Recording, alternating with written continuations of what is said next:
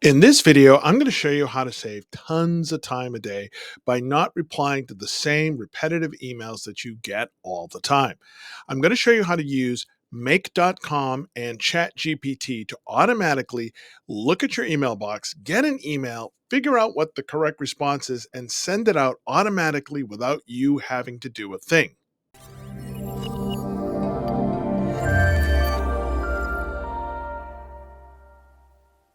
TheHiTechNomad here, and welcome to another video. Today, we're going to take a look at combining the power of make.com and ChatGPT to automatically answer the mundane emails that we all get, especially in a business. We're going to put together a very simple but powerful email filtering AI tool using make.com. This is very similar to making a birthday cake. Some of the things will involve mundane tasks.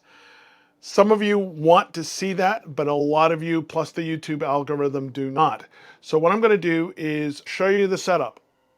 You might see me put it in the oven, and then you'll see me take it out. Here's the cake, it's already made. If you want to watch for 15 or 20 minutes while I did XYZ, so that you can follow along step by step, perfectly fine. I'm not going to put them in the main channel. I'm going to put them in our members only section. There's two reasons for that. One, because it doesn't hurt our YouTube algorithm. And two, we do charge a small amount to get access to those. You don't have to look at them if you don't want to. I'm not going to hide anything from you, but for people who want to see exactly what to do step by step, this is an opportunity for you to do that and help support the channel, because those videos can't be monetized anyways because they're in the back end.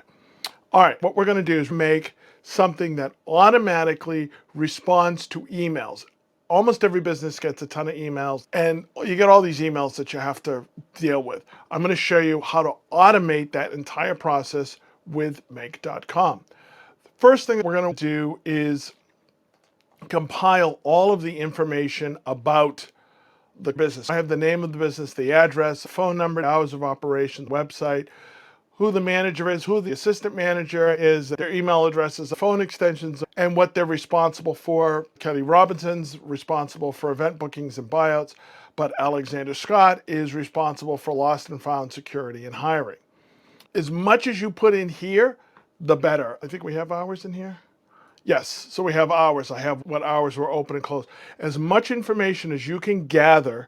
If you're the person setting this up, you know the emails that you get, and it's usually the same 10 or 15 emails. So you want to put as much of that into this as you possibly can. This is the email box. This is going to be our pretend person that we're sending it from. And then we have an email box that we set up specifically to capture these emails. I suggest that you do that, so you don't want it in your email box because you'll have other emails going on. So just make a customer service email box, have the emails go in there, and then you'll get them out. You can even make it so that if it's something that the AI can't handle, it'll send the email to you. The next thing we need to do is create a prompt that will know what to do with these emails. I actually use ChatGPT to create the prompt. For example, I start off saying, create a prompt that allows me to respond to emails on various topics. I give it all of the information. I'm going to show you the beginning and the end, but everything that happened in between, because it took about 25 minutes.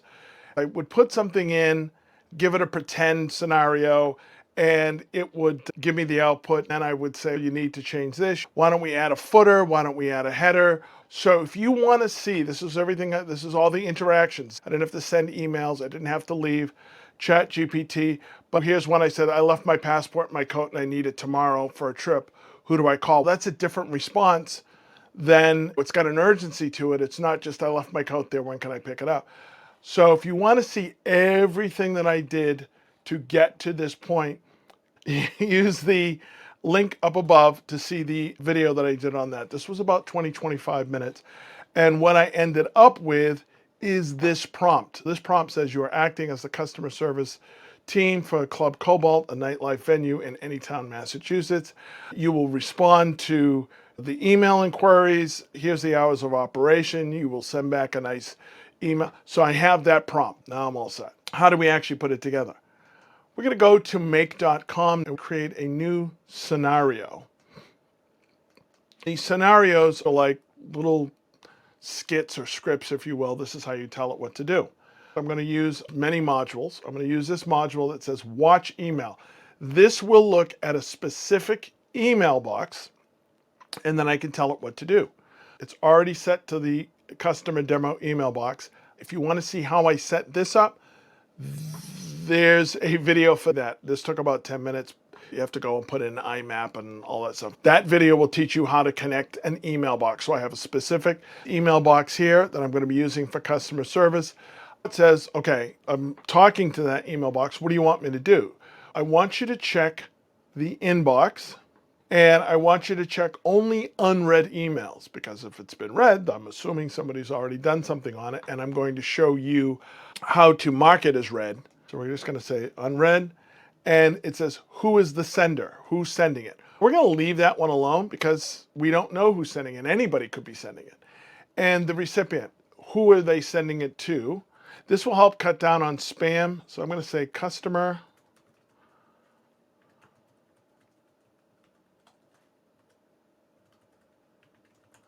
okay.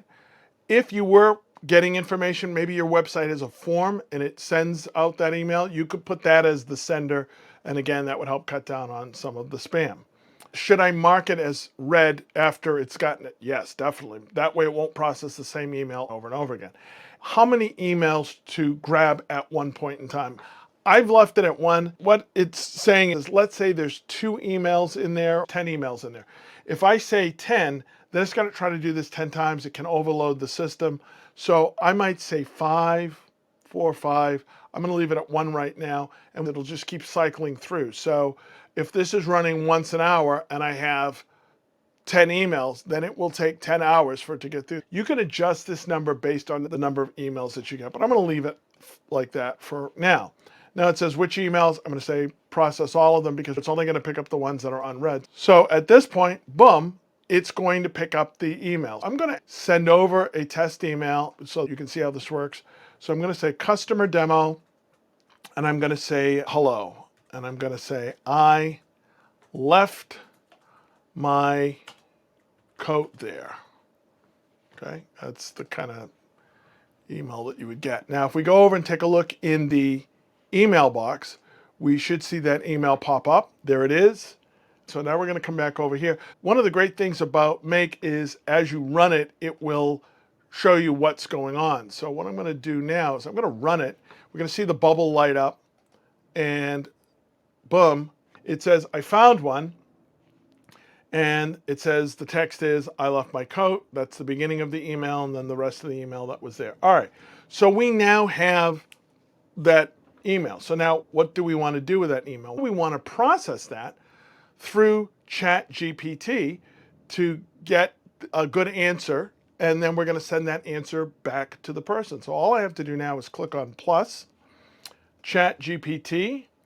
I've created a video that shows you how to hook this up. You have to have a paid ChatGPT account and an API key. This is a magic set of numbers that lets ChatGPT know that it's used. It says, okay, I know, that's Orman. All we're doing is we came in and told ChatGPT, here's my huge set of numbers. It says, okay, for most people, for their monthly allotment from ChatGPT, you are fine. But let's say you were processing 10,000 emails a day. They would want to charge you more. They need to know whose account it belongs to. I'm now going to come over, and it knows, again, there's my OpenAI connection. It's asking me which version of ChatGPT. They have a bunch of different engines. For example, the O3 engine, they charge more for you to use that. It's 0.0001% when you use that. It uses advanced thought. However, we don't really need advanced thought. Plus, we're going to tell it how to respond to a lot of these in the first place. So we can simply go with a 04, and I'm going to go with the 4.0 version. If you don't get all of that, don't worry about it.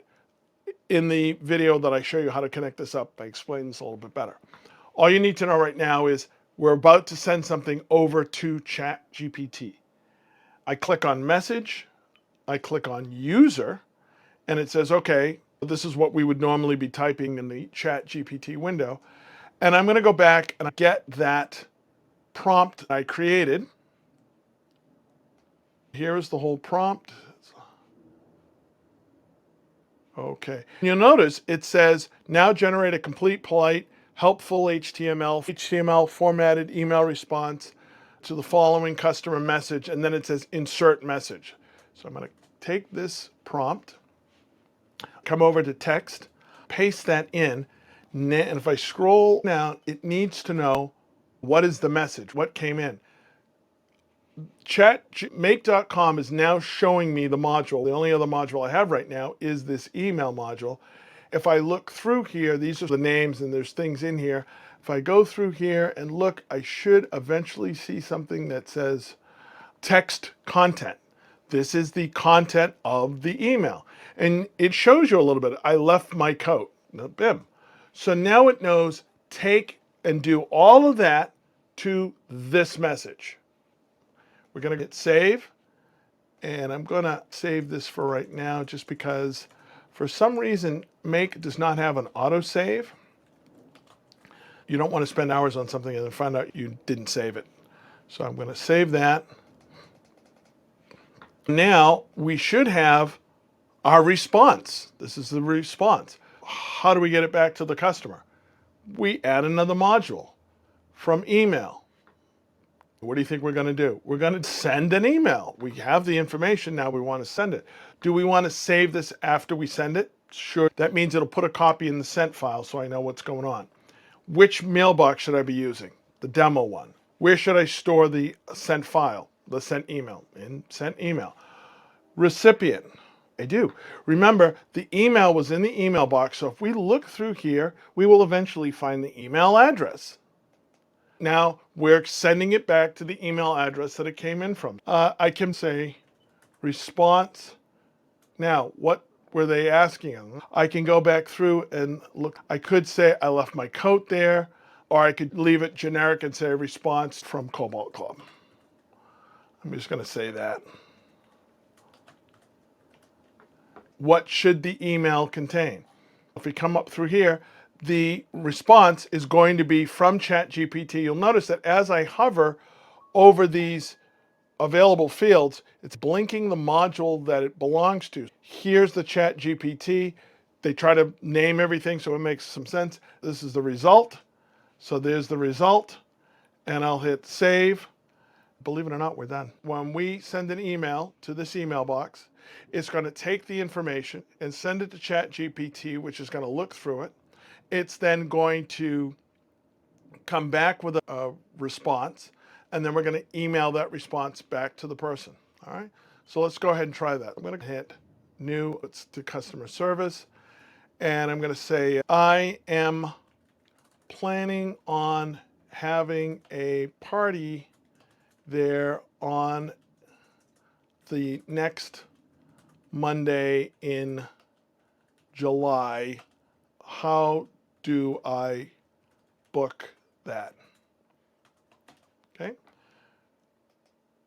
We've sent it. We're going to take a look, and in a few seconds that email should show up. There it is. Greetings. You'll notice the other one is marked as red because we've told it to mark it as red. In fact, we'll look in the sent items afterwards. All right. We're going to come back over to make.com. If I were to turn that on, it literally would check it every 15 minutes or once every hour or whatever we set it for. I'm going to just click the run once. It's going. It found that email. It's marked it as red. If we go back, we'll see it's going to be marked as red in a second. It's created the response. It sent the response out. You might have even have heard my inbox letting me know that I have a new email. So if I come back to email, here we have response from Cobalt Club. Now let's see what they had to say. Dear customer, we're probably going to need to change that prompt. Thank you for reaching out to the Cobalt Club. We're considering hosting a party with us. Please note that we're typically closed on Mondays. However, we may accommodate you depending on availability. You want to talk to our events manager, Kelly Robinson. You can reach Kelly at the provided email address and phone number. She'll be happy to help you with this. Kelly Robinson, pronouns he, him, so that it knew that it was a guy instead of a young lady. I also think that Females named Kelly spell it that way, but males named Kelly spell it otherwise, so maybe it just made that leap of faith. In any event, I have my response, and you didn't have to do anything. If we check, you'll see now that it is marked as read, and if we take a look at sent, it shows the reply. Let's go ahead and try that one more time. Let's try something else. Let's try security. I have done security for clubs before.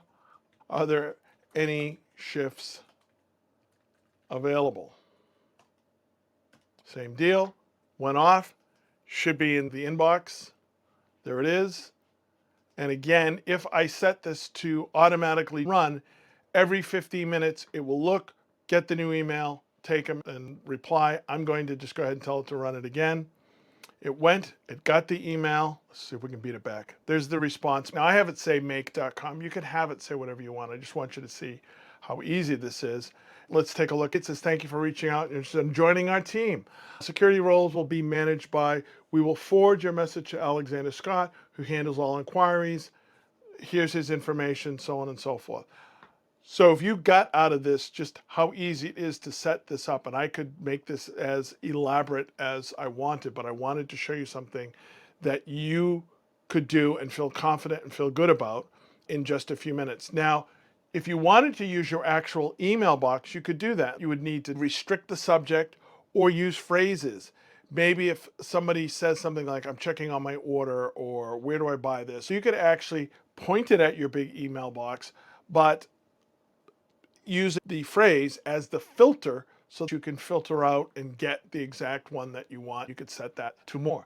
Now, again, I want you to leave this video saying, oh my goodness, that was so easy. I can see where this will help me a lot. You can get very complex with this. I'm not going to here. One of the things we could do is add what's called a router. The router will allow us to do things like, if this email doesn't match something, or somebody says something serious, like, hey, I lost my purse last night and I've got $10,000 in it, we could automatically send an email here or automatically do this. So you can get very complicated with Make. And I'm saying this to show you how many different things this can handle for you. Do you see yourself using make.com? Did I make this easy for you to understand? If you have a specific situation that you'd like to explore, leave a comment below. I might use that as the next example and make it for you. If you've enjoyed this video, please hit the like button, and we could use the subscribers. We need to get up to 25,000 subscribers. We really appreciate that. If you don't have an account for Make, you can use our affiliate link down the bottom. That will help us out. Until next time, this is Orman Beckles, aka the High Tech Nomad, signing out.